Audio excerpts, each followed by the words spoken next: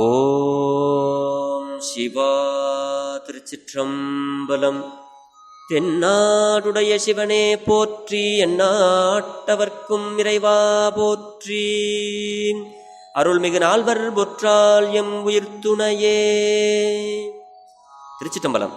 பெரும்பற்ற புலியூரானை பேசாத நாளெல்லாம் பிறவா நாளே என்ற அருள் சிந்தனையில் அருள் திரு மாணிக்க வாசக பெருமானார் அருளிச் செய்த 8ஆம் திருமுறை திருவாசகத்தில் 30வது திருப்பதிகம் திருக்கழுக்குன்ற பதிகத்திலிருந்து 7வது பாடலை சிந்திப்பதற்கு இன்று சிவனருள் கூட்டியுள்ளது. எளியேன் தெரிந்த வரையில் இந்த பாடலை பாடி உங்களோடு பொருள் பகிர்கிறேன்.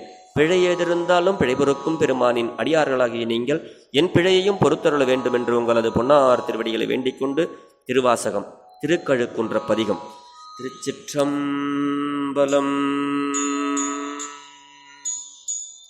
இயக்கி மாறறுபத்து நாள்வரை என் குணம் செய்த ஈசனே, மயக்கம் மாயதோர் மும்மல பழவள் வினைக்குள் அழுந்தவும் துயக்கருத்தனை ஆண்டு கொண்டு நின் தூய்மலர் கழல் தந்து எனை கயக்க வைத்து அடியார் முனே வந்து காட்டினாய் கழுக்குன்றிலே. கயக்க வைத்து அடியார் முனே வந்து காட்டினாய் கழுக்குன்றிலே. ஏ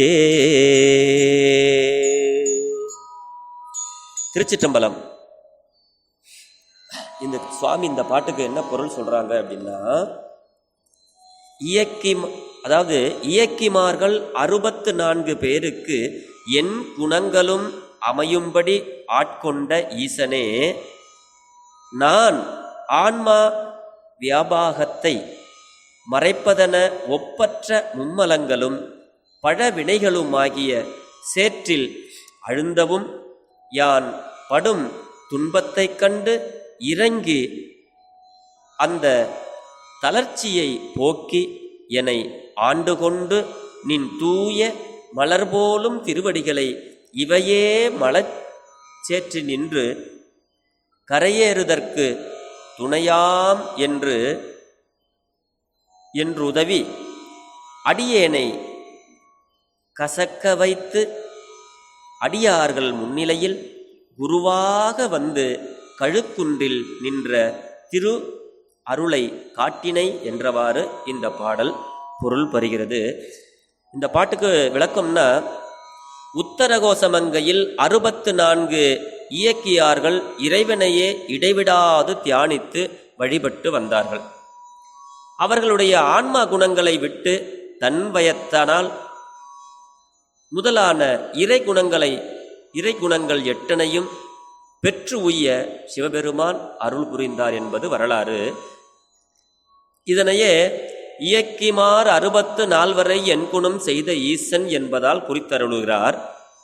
இன்னொரு உரைக்காரர்கள் அவர்களுடைய வரலாற்றில் குறிப்பில் என்ன சொல்றாங்கன்னா, என் குணங்களும் ஒவ்வொன்றன் தன்மையை 8 பெண்கள் அடைய அருள் செய்தான் ஈசன். அப்படி 8 குணங்களும் ஒவ்வொன்றையும் 8 மாதர்களும் அடைந்தார்கள் என்பது ஒரு குறிப்பு. சிலர் இயக்கிமார் அறுவர் பத்தி மால்கொல என் குணம் செய்த ஈசன் அப்படின்னு பாடம் கொண்டு இந்த திருவிளையாடல் புராணத்தில் உள்ள அட்டமா சித்தி உபதேசித்த வரலாற்றை காட்டுவார்கள். அந்த வரலாறு என்ன அப்படின்னா, முருகப்பெருமானுக்கு அந்த யட்ச மாதர்கள், அதாவது கார்த்திகை பெண்கள், அந்த யட்ச மாதர்கள் 6 பேரும் தமக்கு அட்டமா சித்திகளையும் உபதேசித்து அருளும் வண்ணம் சோமசுந்தர பெருமானை வழிபட்டு தவம் இயற்றினார்கள். அப்படி போகமூர்த்தியாக எழுந்தருளியுள்ள பெருமான் அவர்கள் தவத்திற்கு இறங்கி என்ன வேணும் அப்படின்னு கேட்டாங்க. எங்களுக்கு அட்டமா சித்திகளும் நீங்கள் உபதேசம் செய்ய வேணும்னு சிவபெருமானிடத்தில் அந்த கார்த்திகை பெண்கள் வேண்டினார்கள், யட்சமாதர்கள்.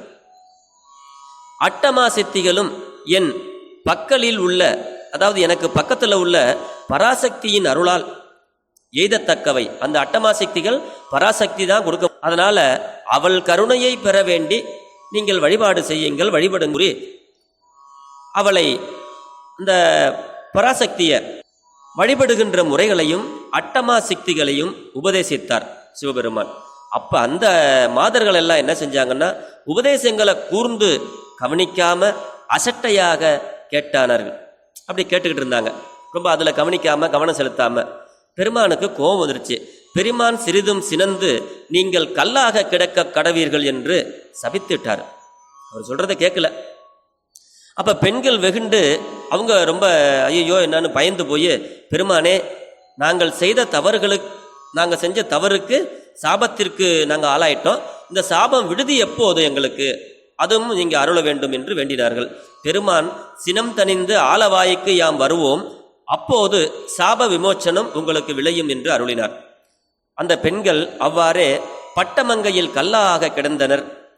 அப்படி குறித்தபடி சிவபெருமான் அங்கு எழுந்தருளி அவர்களை பெண்ணாக்கி அட்டமா சித்திகளையும் உபதேசித்து 8 குணங்களையும் அருளினார் என்பது வரலாறு. அப்படி இந்த வரலாறை எங்க சொல்றாருன்னா, திருவாசகத்துல சொல்றாரு, பட்டமங்கையில் பாங்காயிருந்து அட்டமா சித்தி அருளிய வண்ணமும் அப்படின்னு திருவாசகத்துல ஒரு இடத்துல சொல்றாரு சுவாமி. என்ற பகுதியில் அங்கு குறிச்சிருக்கிறாரு. இந்த படம் சில ஏடுகளில் மட்டுமே காணப்படுவதாலும் அவை பிற்காலத்தில் எழுத்தாக இருப்பதாலும் வரலாற்றிற்கு ஏற்ப திருத்திய பாடம் என கருத நேருகிறது. அப்படி இந்த 8 குணங்கள் அப்படிங்கிறத பத்தி இங்க சொல்றாங்க. ஒரு குணம் தன் வயத்தானால், தன் வயத்த நாதல், அதாவது எல்லாமே நம்ம வருஷம் வர்றது ஒரு குணம். தூய உடம்பினாதல் ஒரு குணம். இயற்கையாகவே பாசங்களில் நீங்கியமை ஒரு குணம். முற்றும் உணர்தல் ஒரு குணம். இயற்கை உணர்வினத்தல், இயற்கை உணர்வினாதல். பேரருள் உடைமை, அழிவில் ஆற்றல் உடைமை, வரம்பின் இன்பமுடைமை என இவை இறைவருக்கே உரிய 8 குணங்கள். இதை இன்னும் விளக்கமாக சொன்னால் நம்ம சொற்பொழிவாளர்கள் விளக்கமாக சொல்லுவாங்க. இது எல்லா குணங்களும் ஈசனுக்குரிய குணங்கள் 8 குணங்கள். என் குணத்தான் வணங்கா தலைன்னு திருக்குறளில் அந்த கடவுள் வாழ்த்துல வரும். அப்படி என் குணம்ங்கிறது பெருமானாருடைய 8 குணங்கள். இறைவருக்கு மட்டும்தான் அந்த 8 குணங்கள் இருக்கு. அதை விரிவாக பார்க்கும்போது ஒன்றுக்கும் நிறைய வரலாறுலாம் இருக்கு. அதை சொல்றாரு சுவாமி. அடுத்து மும்மலம் அப்படின்னாரு. மும்மலம்னா ஆணவம், கண்மம், மாயை என்பன. இவை 3ம் ஆன்ம அறிவை மறைப்பன. அதனால மயக்கம் மாயதோர் மும்மலம் என்கிறார் மாணிக்க வாசகர். இந்த இருட்டினுடைய குணம் என்ன அப்படின்னா, அந்த தன்னையன்றி ஒன்றையும் காட்டாதவாறு போல. இருட்டு இருட்டை மட்டும்தான் காட்டும், இருட்டில் உள்ள எதையுமே காட்டாது. அப்படி இருட்டினுடைய குணம் அந்த மாதிரி. அதுபோல மலமாகிய நம்மையும், மலமாகிய தன்மையும், தன்மையுடைய பொருளாகிய உயிரையும் தலைவனையும் காட்டாதன்மை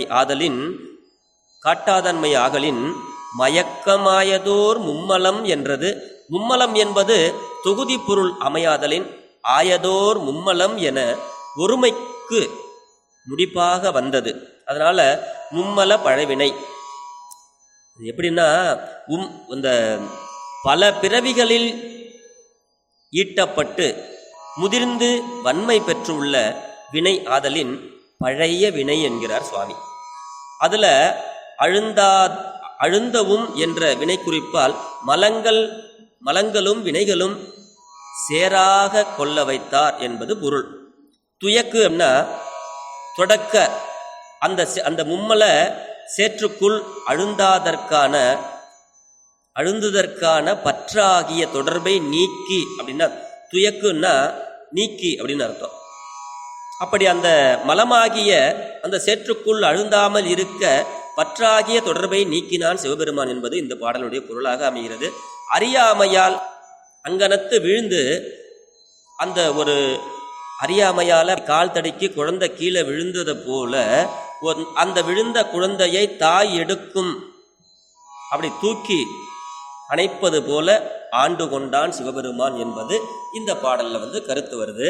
அடுத்து துன்ப வடிவாகிய அவற்றுள் அழுந்த இருந்த அடியேனை திருவடித்தாமரையாகிய இன்பத்தை தந்து ஆண்டான் என்பது தூய மலர் கடல் தந்து என்பதற்கு பொருள். எப்படி தூய மலர் கடல் சிவபெருமானுடைய கடல், அது எப்படிப்பட்ட கடல்னா துன்ப வடிவாகிய அளவற்றுள் அழுந்தவும் அப்படி அழுந்த இருந்த அடியேனை திருவடித்தாமரையாகிய இன்பத்தை தந்து ஆண்டான் என்பது இந்த தூய மலர் கடல் தந்து என்றார். பணத்தினுடைய அருமையை அறியாத ஒரு மகன் செலவழித்து பல வகையில போய் நோய் தந்து வருந்தி புத்தி வர காட்டும் தந்தை போல. தந்தையினுடைய குணம், தாயினுடைய குணத்தை முதல்ல பார்த்துட்டோம். கீழே தெரியாமல போய் கீழே விழுந்தாலும் டக்குன்னு வாரி அணைப்பது தாயினுடைய குணம். தந்தை எப்படின்னா சொல்லி பார்ப்பாரு, கேட்கலன்னா இந்த மாதிரி துன்பப்பட்டு அவன் வருந்தட்டும் அப்படின்னு கொஞ்சம் நெடுநாள் பிரிஞ்சு வருந்த வைப்பார். அந்த மாதிரி இந்த சிவபெருமானாருடைய திருவடி நெடுநாட்கள் பிரிந்து வருந்த வைத்த திருவடி அருமையை உணர்த்தி ஆட்கொண்டான் என்பார். அதான் கயக்க வைத்து நீ காட்டினாய் கழுக்குன்றிலே என்றார். அந்த கயக்க அப்படின்னா கசக்க என்பது ஒரு பொருள். ஆக இந்த திருப்பாடல் இயக்கிமார்களுக்கு என் குணம் அருளியது போல என் மன கோணலை நீக்கி தூயதாக்கி குருவடிவு காட்டினை என்றலின் சற்குரு தரிசனமாதல் இந்த பாடல்ல காண்க. இந்த பாடல் ஒரு அற்புதமான இந்த பாடல் தெரிந்த வரவில் உங்களோட பொருள் சொல்லியிருக்கிறேன். பிழை எதிர்ந்தாலும் சரியே என்னை மன்னிக்கவும். பெரும்பற்ற புலியூரானை பேசாத நாளெல்லாம் பிறவா நாளே என்ற சிந்தனையில் இன்று இதை சிந்தித்து விட்டோம். நாளை மீண்டும் இன்னொரு பாடலில் சந்திப்போம், சிந்திப்போம். சிவா. திருச்சிற்றம்பலம்.